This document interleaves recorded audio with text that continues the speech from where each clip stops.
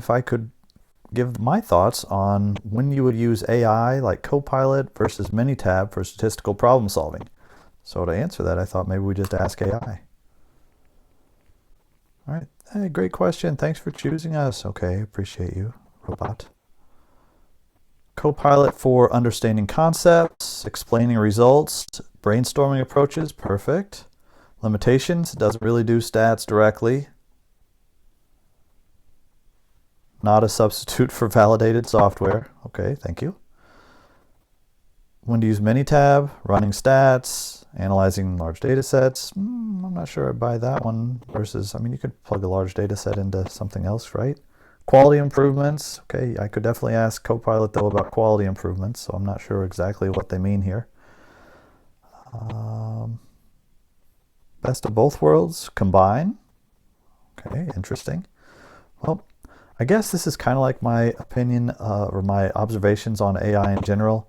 Like, I've done this same exact question in the past with the person who asked me, and it'll show different answers every time. The slightest wording difference gives you a different answer. A lot of times when you ask this question, it gives you a comparison table. This time it didn't. This time it just said, try the best of both worlds. Maybe it's learning that I ask this question often. But in general, like it looks good enough that you'd think it's correct, but if you know a lot about this, like I work for this company, so I know some of the details here. Like a lot of the things up here, Copilot 4, they're included in Minitab. Some of the limitations in Minitab you can actually do very well. Some of the things listed specific for Minitab here, you could do some of that in AI. It's like, I just can't ever fully trust AI. In fact, I did AI for some stats the other day. I was using it for a Monte Carlo simulation on a technical subject my wife was asking me about. We're like bonding over data together, which is a thing that master black belts do together from time to time. But like, I did this first Monte Carlo the first day I tried it, and it gave an amazing result. I had to play with it quite a bit, like prompt it over and over again until it finally gave me what I wanted. But I got somewhere that was kind of amazing.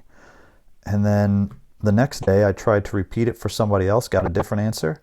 And then that night I showed it to Laura again, and I couldn't get back to where I was with anything useful at all. It was shocking. And it was, one of the clearest memories that I'm going to have that makes me not want to use AI for stats themselves right now. So when this says, use AI or Copilot in this case for stats concepts and explaining results and brainstorming, I love that. For writing code, I'm even a little hesitant. I've got some stories, I'll save them for the end, just on R and Python and writing code and the inability to know if you're correct or not with that. But for that idea of just prompt writing is so touchy in AI. There are actual classes about how to be a good prompt writer. AI prompt engineering is a micro-credential at Purdue. One of my friends put this up on LinkedIn this week. I thought it was so cool, like I'm tempted to take it. It's just $500.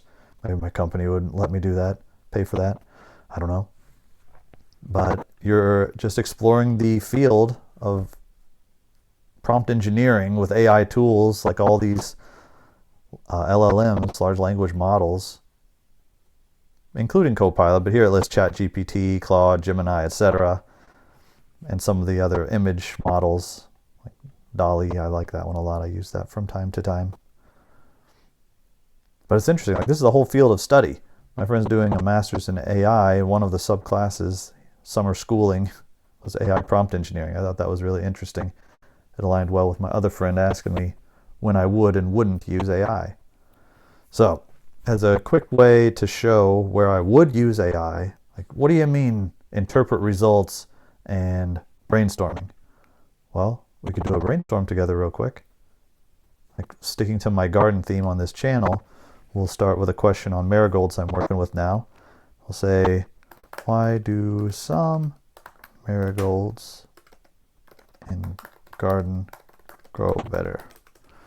And pretend like I made a big tree with you here with all my actual ideas as a subject matter expert, which I'm not really an expert on marigolds but I have some. So we'll say like my theory would be the seeds themselves, like genetics, have some influence on this, I'm sure. pH or other soil conditions matter. And I could think of a bunch more, I'm sure. But one thing that I love about AI's help is even if I'm an expert at something, like I'm always likely to leave something out, overlook something. Maybe I don't know, maybe it just slips my mind when I'm thinking through the problem in that moment. But if you click on a box like this and ask Minitab for specific AI, you could type something in yourself, or you could say, just quickly generate some other boxes on this map. And it came up with not just seeds and pH, my ideas, but new ideas like soil nutrients, watering frequency, sunlight exposure, pest resistance, good point. Genetic variation, I already had that one, I'm going to delete it. So that's a great use of AI, just to help enhance critical thinking, not replace it, not do the stats for you. Problem solving is an iterative process. If you can have AI help you generate questions, that'll lead you to go do the work to go get answers, generate theories, whatever. Now, what about results? Interpreting results. Like some of us love all that null hypothesis mumbo jumbo that we statisticians and Six Sigma practitioners, engineers, etc. we like to use. But not everybody remembers that stuff. So let me set up a scenario here for you. Let's say we're going to the store, we're going to buy some, not seeds and marigolds, but some that are already sprouted. And maybe we go to a couple different stores. The first one, store down the street here, mom and pop shop, and then a big box store for sample 2. Let's say in the small store we get 25 out of 30 look pretty good. I mean, I'm sure you've been to a store before and you see the trays of flowers. Like, they don't all look super good. Some of those marigolds are like broken off, bent over. You wonder if they're going to grow. Some are dried out, some are overwatered. Let's say it's 25 out of 35. And what if this one, the Lowe's store or whatever, say it was a really big store, there are tons of selection, but there's maybe a few more mistreated ones. So I don't know, maybe it's like 80 out of 100, I don't know. Something like that. Like, is there a difference between these two? Like, is it more likely to find good plants at the mom and pop or the big box store? Proportions test is something that could do that. So when you do a proportions test, you get all this amazing information, like the event proportions, confidence interval for the difference between those two stores, in this case, sample 1, sample 2, description of the null and alternative hypotheses, p-values, different tests. And that's a lot for most people, like too much. Like, it would be nice if we had someone speak that in English for us. And that's exactly what we see over here on the right. You get a description of the test. You can see, sample proportions. You got 83% versus 80%. Sample 1 has a slightly higher proportion than sample 2. The difference is 0.03. Confidence interval from minus 0.12 to plus 0.18. It includes 0, indicating the difference may not be statistically significant. Hypothesis test gives it to you in the null and alternative hypothesis wording, gives you the p-value, and says no significant difference here. And it even tells you a little bit about your sample size at the bottom. So all kinds of considerations there. That's Minitab's first implementation of generative AI in their software. They've had other forms of AI for a long time. Like, if you're still willing to consider machine learning artificial intelligence, most of it aren't anymore. Like, that's old artificial intelligence. Now that's an algorithm. It's not generative, so it's not AI anymore. But there's a lot of fantastic machine learning algorithms in Minitab, and they've always had good rules-based AI, like if statements to lead your analysis down a journey. A lot of people don't consider that AI anymore either. So, But at least now you've seen like the brainstorming tool, the stat help, and the basic statistical software. Those two, I like those implementations of AI. For things like Copilot, I'm just not sure.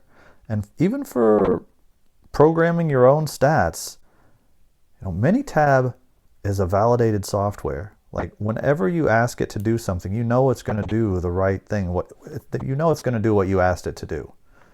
For R and Python, just coding up. I remember finding a code snippet and modifying it in R to give me a regression equation variant that I wanted. And I summarized those results for a team, and those results turned out to be, that's the incorrect way to find coefficients in R for a regression equation. So it was very embarrassing, and it took me a long time to do. So there's risk of not knowing that you've given incorrect results, because if it spits out a result, you're tempted to believe it, right?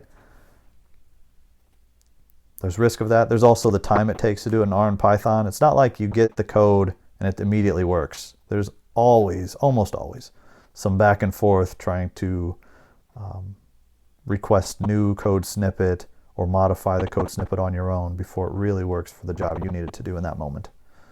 So there's just some risks in AI or even coding. So I'm sticking to Minitab for now. But you make your own decision. Very nice to see you all. Thanks for watching.